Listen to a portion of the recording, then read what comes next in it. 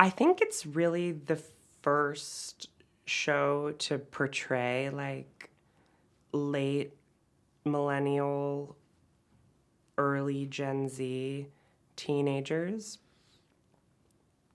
accurately. That was another thing that struck me when I read the script.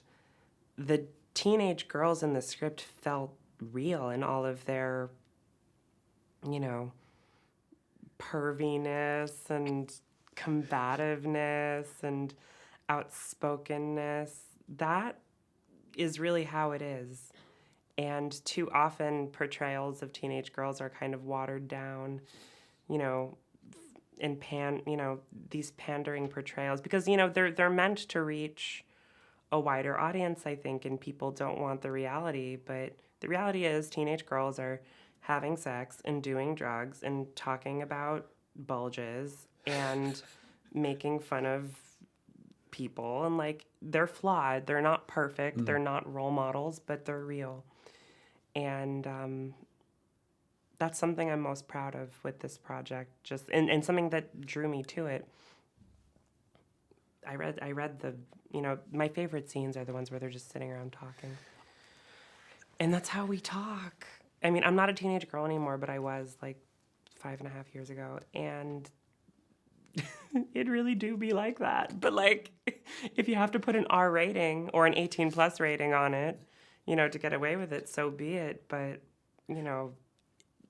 the dialogue for 16-year-olds, 15-year-olds is 18 plus, and that's just the reality. So it wouldn't have worked. You wouldn't have felt it worked at all well if you'd have had to dilute it in order to kind of get the lower rating. That aspect of it, yes. I mean, I think that this film, the violence and the representations of that and of the sex and all of that, that plays into some other themes, but just the specific emotional and representational reality of those girls, I think it is shocking to people and it is unfiltered to people, but that's just how it is. And I was wondering as well, did you all, after working on this film, did you all instantly clear your digital footprint as much as possible? Did you kind of like hard reset your phones? Sookie got hacked while we were shooting the film. Huh. Like, did you know that? I wasn't aware of that, no. Sookie got hacked, and we were all there, and she was just like, oh my God. Like, it was so crazy. I mean, I did go back and clean things.